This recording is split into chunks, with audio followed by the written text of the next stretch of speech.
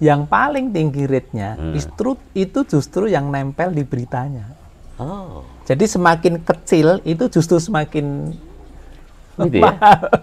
berbeda kan dengan yang ada di di media cetak ya. Masih ya 25 besar lah kita ya di secara nasional, Kemudian kita membandingkan ke yang masuk 10 besar yang nasional. Kita klik satu-satu kan. Loh, ternyata yang media 10 besar itu iklan-iklan yang seperti itu juga dimakan gitu loh.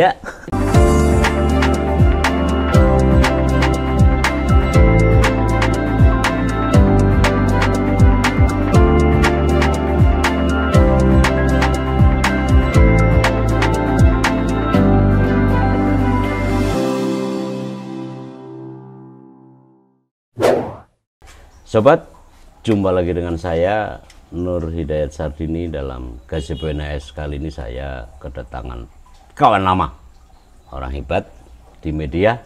Saya akan senang sapa Agus Toto Widiat Moko, panggilannya Toto G1. Siap. Gimana kabar? Sehat Mas NAS, udah sekian lama purnama ya? Sekian purnama ini. Iya, sekian purnama, ribuan purnama ribuan itu ya. Purnama. Saya ingat Mas Toto sebelum jadi top leader sekarang itu kan dulu masih gelondang-gelondong datang ke kantor Panwaslu gitu ya. Jalan veteran, satu kantor dengan KPU, satu atap. Lalu ada berita diberitakan, lebih banyak ngobrol kita. Itu udah berapa tahun dia? Itu KPU 2004 ya? 2004. Ya, 2003. Untuk penyelenggaraan Pilpres secara langsung yang pertama. Ya. Dan itu Mas Toto punya riwayat perekaman, nama DPD. Iya. DPD. Nah, di situ ya. Jadi DPD. kalau mau tahu tentang NAS masa-masa itu ya, ada di Mas Toto ini. Sekarang aktif di? Sekarang sehari-hari di suaramerdeka.com Mas, mengelola media online di jaringan Suara Merdeka. Jadi sekarang selain cetak pasti masih ya. Lalu sekarang dikembangkan ke .com-nya. Iya. Nah, perasaan ini kan udah lama ya. Sorry ya, seingat saya Mas Toto, itu namanya suaramerdeka.com itu awal-awal loh di Republik ini loh. Iya, kita termasuk ya perintis media cetak yang memiliki media online, yang memiliki .com itu salah satunya tentu Suara Merdeka. Kami 96 Mas. 96 itu kami sudah memiliki suaramerdeka.com, itu bisa di cross check ya di portal-portal Huis itu, misalnya salah satunya adalah Huis itu 96. Jadi 96. Waktu itu memang belum populer ya, belum populer. Kita juga masih polanya adalah mengonlinekan yang ada dicetak. Jadi belum seperti sekarang yang deadline-nya adalah tidak lagi menit ya sekarang ini, tapi sudah per second pun kita sudah menjadikan itu sebagai minimal satu ya. Minimal satu. Kita sehari itu bisa sampai dengan 150, bahkan kita pernah sampai 200 publikasi dalam satu hari. Dalam satu hari itu bisa mencapai 200 publikasi, tergantung isu-isu yang lagi kemedol ya. Lagi kemedol sekarang ini. Itu kalau jaringan Suara Merdeka masih kuat lah, infrastrukturnya juga masih kuat kan? Ya, kita punya pembaca yang fanatik gitu ya kalau di Suara Merdeka itu. Suara Merdeka punya pembaca fanatik, khususnya yang di Suara Merdeka ya. Kita jatuh bangun, nangis dan tertawa bareng dengan masyarakat Jawa Tengah. Dan sekarang eranya Mas, sekarang kan ya wis transformasi ya. Kita sesuai dengan perkembangan zaman juga. Kalau dulu cetak kita menunggu koran itu kan di pagi hari jam 5, jam 6. Kalau sekarang bangun tidur yang diraih pertama kali itu gadget kita. Informasi apa pagi ini? Dulu koran. Wah, dulu koran. Dulu begitu pagi. Bangun pagi aktivitas kecil langsung buka pintu. Ambil itu. Koran. Oke. Nah, sekarang adakah misalnya Mas Toto pengalaman selama ini transformasi dari pembaca dari yang biasa. Jadi kan kalau pengelola kan udah biasa itu. Nanti kita juga akan kita tanya ke sana.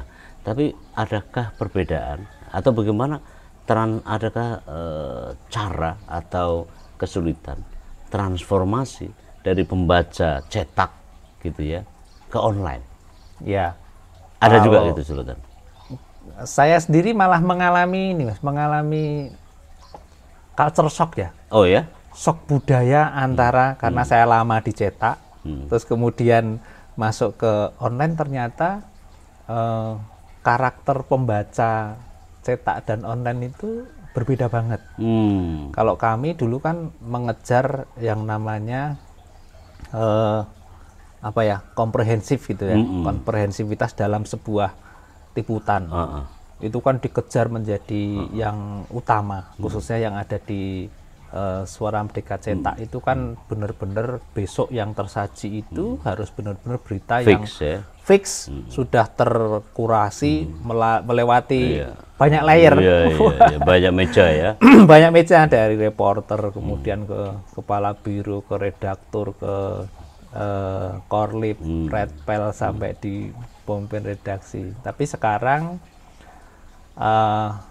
harus mengejar yang namanya kata kunci. Harus ada keyword-keyword. Algoritmis ya? Algoritmanya, karena kalau kita tidak mengejar itu ya pembacanya juga kecil, trafficnya juga kecil banget. Sehingga satu berita yang kita anggap penting itu belum tentu buat dianggap mereka. Penting buat mereka. Pembaca. Iya. Kalau gitu ngukurnya gimana? Apakah ini penting atau enggak? Kan indikator paling utama view ya. Justru alat ukurnya kalau di online itu sangat real ya menurut saya. Karena di situ ada yang namanya Google Analytics, ada Data Studio. Kalau kita berbicara satu berita ini yang membaca berapa, itu tidak bisa lagi dimanipulasi karena sistem yang bekerja lewat Google Analytics itu semuanya sudah terekam betul. Ini pembacanya usia berapa, ini dari kota mana, gendernya, segmentasinya apa, itu semuanya sudah terekam semua. Jadi kita bisa melakukan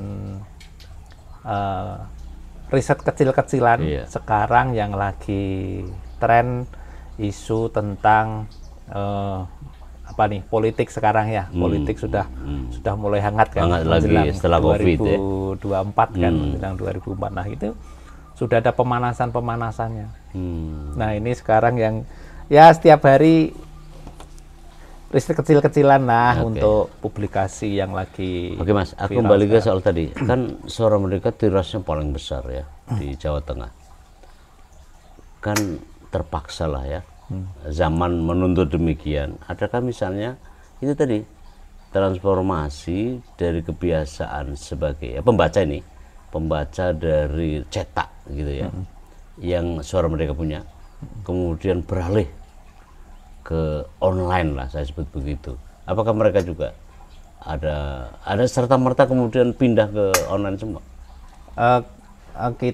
Kita belum bisa mengukur yang secara pasti begitu ya, secara pasti. Tapi industri cetak, industri media cetak kan sekarang juga ya pasti dirasakan oleh rekan-rekan kita juga, rekan-rekan kita. Bahkan kita sendiri sekarang di satu keluarga aja, anak-anak kita udah nggak ada yang mau pegang koran. Koran cetak. Di adik-adik kita yang di mahasiswa, ketika ditanya kapan terakhir kali membaca koran itu, jawabannya bisa ketika saya SMP, ketika saya SMA, ketika saya membuat tugas apa. Nah, tapi dia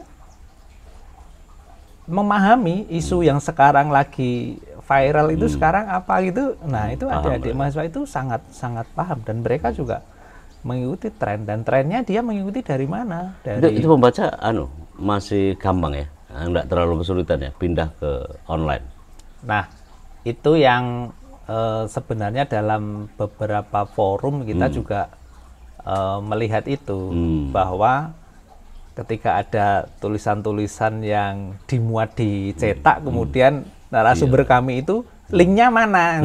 Bertanya nih Mas, linknya mana? Wow, berarti ini mereka memang memerlukan online gitu. Memerlukan edukasi juga sebenarnya. Iya, kalau dicetak kan berarti harus di download dulu atau di capture begitu, baru kemudian di-share. Kalau di online kan tinggal kita share link gitu share link di penulis-penulis opini kayak Mas NHS ini kan penulis opini setia di Suara Merdeka. Nah, ini kita muat dicetak sekaligus kita publikasikan di online. Nah, online ini kita share link. Jadi kalau misalnya artikel ya Mas Toto ya, artikel satu berita news gitu ya, cetak dan online, apa bedanya sih? Panjangnya kah? Gayanya kah? Gayanya berbeda Mas. Gayanya berbeda. Jadi kalau dicetak itu kan unsur-unsur 5W1H ya, 5W1H itu harus termuat harus termuat di eksplisit paragraf, lagi. Ya, paragraf 1, 2 begitu kan. Tapi kalau di media tetap ada di situ, tapi itu bisa kita tunda, bisa kita tunda di paragraf 4, paragraf. Tapi itu harus ya, karena itu rumus paten di jurnalistik. Ya, rumus paten di jurnalistik. Kemudian karakternya juga beda Mas. Jumlah kata dalam satu kalimat itu kalau dicetak itu kan satu kalimat itu 15 kata. Kalau sekarang di online itu cukup 10 kata, bahkan 5 kata pun bisa jadi. Kalau 5 kata berarti dia dua kalimat ganti paragraf gitu ya. Ini kok malah ngobrolin teknis ya Mas? Nggak apa-apa. Itu penting juga. Iya. Dua kalimat dalam satu kalimat 5 kata, kemudian ganti paragraf. Atau kalau memang 10 kata dalam satu kalimat itu bisa menjadi satu paragraf. Kenapa kita membuat pakem seperti itu? Karena dari Google Analytics tadi Mas, 98% pembaca kami itu melalui gadget, melalui gawai. Jadi kan sangat tidak nyaman apabila di situ satu paragraf isinya 15 kata, dalam satu paragraf ada 3 kalimat itu. Kan panjang banget kan jadinya. Makanya kita membuat pembaca kami itu nyaman dan dia betah untuk berlama-lama di rumah. Kadang-kadang kan dipecah ya Mas. Halaman selanjutnya. Oke, itu ukurannya dalam pedoman media siber memang di situ ini satu hal yang membedakan juga. Kalau ada satu pemberitaan tentang kasus yang ini memerlukan keberimbangan, ini cover media online, cover both side, media online itu bisa menurunkan, karena ini terkait dengan kecepatan, sehingga bisa menurunkan dulu. Syaratnya media online ini harus segera melakukan konfirmasi kepada pihak yang terkait. Walaupun ada pilihan untuk menayangkan lebih awal dari berita yang pertama, tapi harus secepatnya kita melakukan konfirmasi. Nah, nanti berita yang konfirmasi itu kita linkkan dengan berita yang sebelumnya. Jadi tetap di situ cover both side-nya tetap harus terjaga karena kalau dulu kan nunggu esok. Jadi ada kesempatan waktu. Keburu orang sudah punya pandangan lain. Kalau ini kan langsung bisa. Kalau ini langsung bisa. Jadi dulu di tempat kami ada KPU, ada Bawaslu, kemudian berdiskusi tentang sebuah isu di perpolitikan. Nah, ini dua-duanya harus kita konfirmasi. Bahkan ada tambahan dari akademisi, dari pelaku rekan-rekan di politikus gitu. Kalau sekarang bisa dipecah-pecah yang gitu-gitu Mas. Kalau dulu ya itu tadi, begitu berita hari ini ribut gitu ya. Esoknya mah konfirmasi udah damai. Kalau sekarang ributnya real. Ributnya masih bisa dikonfrontir langsung ya. Itu kalau saya bilang bahwa kalau media cyber seperti sekarang, straight news lebih ditekankan. Ada dua pola yang kami terapkan, itu yang namanya evergreen. Evergreen itu berita yang nggak cepet basi. Jadi berita yang lifetime, Mas. Setiap saat itu kalau kita baca tidak akan basi. Nabung lah, ditabung. Ditabung dulu, ditabung supaya pembacanya itu tetap ada terus. Tapi ada juga pola-pola yang hard news, yang straight news. Jadi ya harus segera diberitakan, karena isunya kalau tidak segera diberitakan tentu akan basi. Betul. Nah, yang hard news itu trafficnya memang tinggi. Tapi traffic tinggi itu tidak bertahan lama. Tidak bertahan lama, hanya 2-3 hari udah. Karena kalau dibaca seminggu kemudian udah lewat. Udah nggak menarik lagi. Tapi yang evergreen itu sepanjang masa. Kumpulan lagu-lagu evergreen. Ya, evergreen itu kan didengerin kan. Iya, klasik tidak, tetapi cepat juga tidak. Klasik juga belum. Lalu masih enak lah, masih enak didengerin. Masih enak, ya. Era-era tahun 80-90-an lah itu bagi generasi saya terutama. Nah, kalau wartawannya juga, masa tak pasti dong mengedukasi juga, mentransformasi dari media konvensional saya sebut begitu ke online. Betul, Mas. Kita tetap melakukan regenerasi ya dengan rekan-rekan reporter kita, sehingga kita menerapkan sekarang ini, apalagi kita di online itu melewati masa pandemi gitu, kita tidak bisa menunggu konfirmasi, kita harus wawancara dulu dengan narasumber kita. Padahal yang narasumber yang kita kejar itu ternyata dia sudah punya akun di media sosial. Nah, akun di media sosial itu yang kita sudah konfirmasi ini benar-benar akun real dari narasumber. Nah, itu bisa kita kutip, itu bisa kita jadikan rujukan untuk mengkonfirmasi. Nah, itu kita juga sebutkan, Mas. Kita sebutkan bahwa di akun @NHK gitu misalnya, NHS, di akun NHS ini kita udah konfirmasi. Kalau itu wartawannya juga harus punya akun medsos semua. Betul, Mas. Sekarang ya kita suka nggak suka harus punya akun medsos dan harus memfollow narasumber-narasumber, pesohor-pesohor yang memang di situ bisa menjadi sumber making news ya. Making news. So, kalau kan apakah dari semua wartawan yang ada itu kemudian semua ke online karena di tempat saya di perguruan tinggi juga sekarang kan online semua. Itu menimbulkan kesulitan tersendiri loh. Karena kisahnya lucu-lucu kan. Saya kira juga di dunia jurnalistik dari cetak ke online kan pasti juga gitu, cyber begitu ya. Iya, kita juga saya harus cross check juga, Mas. Cross check juga. Ini bener nggak nih kamu sekarang berada di lapangan, bener nggak nih? Karena kita nggak bisa mantau kan. Nah, cara yang simpel saya ya video call. Video call ke teman saya, ini posisi di mana ini? Bener nggak? Bener nggak lagi konfirmasi? Bener nggak lagi liputan? Karena kalau sekarang ini kan eranya satu berita udah bisa di-share ke banyak orang lewat email misalnya, atau yang lebih simpel lagi lewat jaring pertemanan ya, Mas. Jaringan pertemanan itu kan bisa. Nah, ini kalau nggak benar di lapangan datanya meleset nanti, wah ini kacau. Bisa jadi bumerang bagi kita. Kalau iklan gitu juga ya, karena sekarang dunia iklan tampaknya juga berubah ya.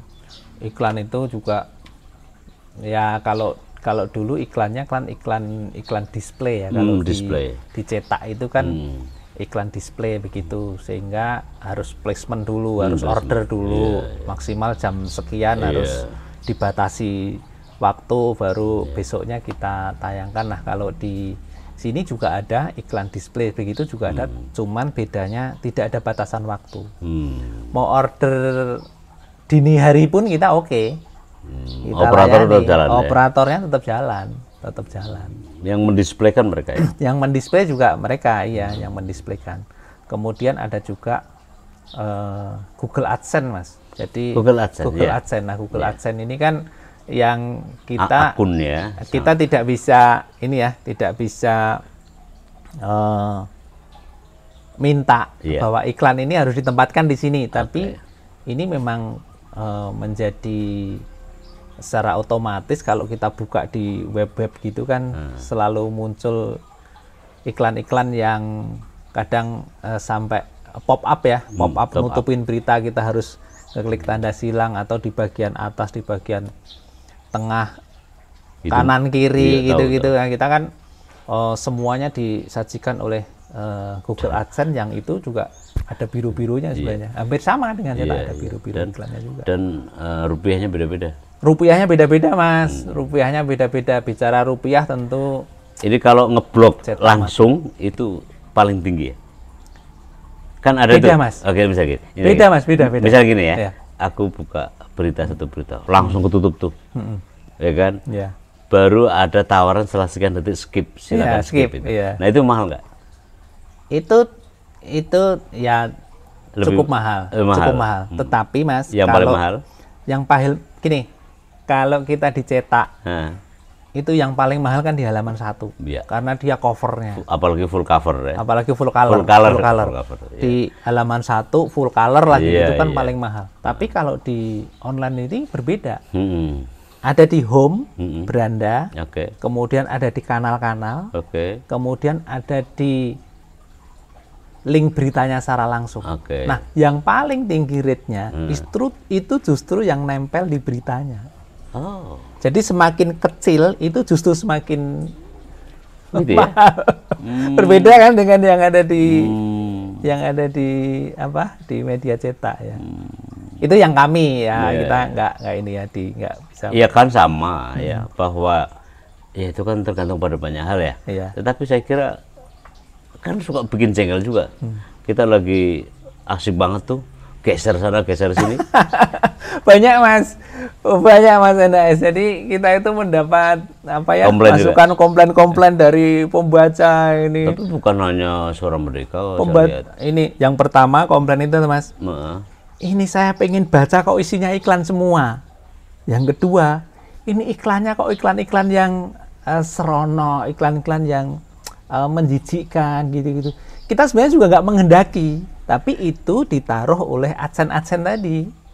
Sehingga kita kalau memang ini dirasa sudah terlalu menjijikkan, terlalu mengandung unsur pornografi, porno aksi gitu, ya kita sampaikan untuk diblok. Tetapi justru itu mas, berarti ini, wah ini cuan kita berarti semakin tinggi nih. paham. Dan memang bisa saya rasakan itu karena ada juga iklan yang menjijikan banget. Iya. Dan itu tidak hanya di Suara Merdeka saya kira, Semua? di semua. Enggak, yang saya heran, media yang disebut-sebut paling top saja ada iklannya begitu loh. Ada iklan begitu. Satu itu ya tentang kutil, Iya, apa iya, gitu iya, ya. iya. Lalu yang kedua apa coba? Ya pornografi. Pornografi. Obat link kuat. Iya. Obat kuat. Obat kuat itu dominan itu. Iya, Mas. Dan di situ ada testimonial. Testimonial, Ya, iya. itu mirip news Iya. kan. Iya. Kadang ya menjebak ya. Iya. Menjebak dalam tanda kutip, menjebak pembaca untuk mau mengklik. Itu. Itu media yang kita sebut besar hari ini saja. Aku juga heran. Ada. Semua ada. iklannya. Iya. Kita kemudian begini mas. Nah, Kita kemudian begini. Kita kan ya kita masih ya 25 besar lah kita ya di secara nasional, secara nasional. Kemudian kita membandingkan ke yang masuk 10 besar yang Oke. nasional. Kita klik satu-satu kan. Loh, ternyata yang media 10 besar itu iklan-iklan yang seperti itu juga dimakan gitu loh. Iya itu Loh, tadi. masa kita yang masih segini Saya juga heran. kita Iya. Kalau media-media kan kita tahu nih, walaupun kita tidak terlalu detail ya pengkategorisasian. Media mainstream dulu disebut, Iya. ya kan? Adalah tengah-tengah, ada yang nggak jelas, kan? Ini dari mana dan segala macam baru. Tapi yang pertama ini juga iklan-iklan tadi itu, iklan-iklan yang menjijikkan, Iya, menjijikkan iklan-iklan ini. Kalau menurut saya Suara Merdeka enggak lah, nyaman lah bagi saya ya. Iya, Saya kan langganan ya, dalam artian kan selalu memantau gitu, membaca beritanya. Tapi itu masih lumayan juga. Ada dua dulu nomor 1 tetapi menjadi nomor 2, tetapi yang nomor 2 menjadi nomor 1. Keramataman di mata. Ada yang beradab banget, ada yang enggak. Dan itu adalah media yang dulu disebut mainstream loh. Saya juga heran, ini mau bangkrut atau bagaimana? Iklan kayak gini nih tentang seronok tadi, jijik seronok gitu ya, obat kuat gitu ya, dan obat-obatan yang lain. Ini kan enggak enak. Dan itu kan kesulitan. Ada juga yang langsung ngeblok, Mas. Langsung ngeblok. Ngeblok. Aduh, bikin repot. Nunggu beberapa detik baru baru ada skip, skip atau ada silang gitu. Setelah kita terpaksa harus menonton kan. Nah, tapi kalau ada juga yang bergeser tuh. Harus digeser dulu. Iya kan? Iya, ini kan beberapa detik. Iya. Itu bagi AdSense tadi itu dapat itu. dapat. Jadi dalam kita berada di home gitu naik, kemudian turun. Nah itu udah dihitung, Mas. Udah dihitung bagian dari traffic kami. Iya. Itu masuk traffic ya. Masuk traffic Gitu. Kalau kita bilang udah masuk pulsa lah itu. Iya. Udah terkurangi paket bagi mahasiswa kan. Iya. Kalau masa depan cyber media ini optimis, Mas Toto? Optimis, Mas. Tentu ini pergeseran ya sekarang ya, semakin ke depan pasti ketergantungan dengan internet juga semakin tinggi. Artinya pola pembelajaran sekarang baik di kampus itu pun juga terus beradaptasi dengan perkembangan teknologi, khususnya di artificial intelligence, di robotik itu kan semakin perluaskan cakupannya di kampus-kampus. Nah tentu ini juga sejalan lah, saya kira sejalan dengan konsumsi media, saya kira sekarang juga sejalan dengan itu. Yang kemudian ini menjadi pengawalan bagi kami di media ini adalah supaya kita bisa menjaga ruh dari jurnalistik. Tetap terjaga. Apapun platformnya, saya kira tetap harus terjaga. Ya ruh jurnalistiknya tetap harus terjaga. Pasar misalnya di Jawa Tengah, atau kan sebenarnya namanya cyber kan tidak terbatas ya oleh waktu dan tempat. Ya. Di mana peluang yang masih paling mungkin untuk dijalankan, Mas? Di soal itu. Kalau kita harus optimis. Apa ini? Di kemungkinan pasar ke depan misalnya. Di segmen apa, di politik, ekonomi. Apa ya kita mengikuti tren juga ya. Katakanlah sekarang memasuki tahun politik, 2023 kan memasuki tahun politik, Mas. Tentu ini menjadi tantangan yang luar biasa nanti bagi media. Media cetak maupun media online, media elektronik, saya kira mengalami satu tantangan yang sama. Kalau di tempat kami ini, rekan kami di cetak menyebut bahwa media kita sekarang ini harus bermartabat. Tapi sekaligus juga berpasar. Dalam kata lain, kita juga punya fungsi-fungsi jurnalistik kan, fungsi edukasi, fungsi hiburan, kemudian kontrol sosial, tapi juga harus sejalan dengan fungsi ekonominya. Kalau kita hanya mengedepankan fungsi kontrol sosial, bagaimana kita bisa hidup gitu kan? Betul. Tetapi kalau kita terlalu condong ke fungsi ekonomi, kontrol sosialnya jadi lemah. Iya, kita nggak punya produk jurnalistik yang berkualitas misalnya itu. Ya, artinya tetap ada logika, harus berbanding lurus dengan logistik. Iya. Logika tanpa logistik berarti revolusi. Dan itu yang tidak kita kendaki. Walaupun tetap harus ada perubahan. Mas Toto, thank you ya atas bincang-bincang ini. Siap, sukses. Mudah-mudahan makin cybernya makin oke. Amin. Sobat, kita akan suara di kali kesempatan. Sip.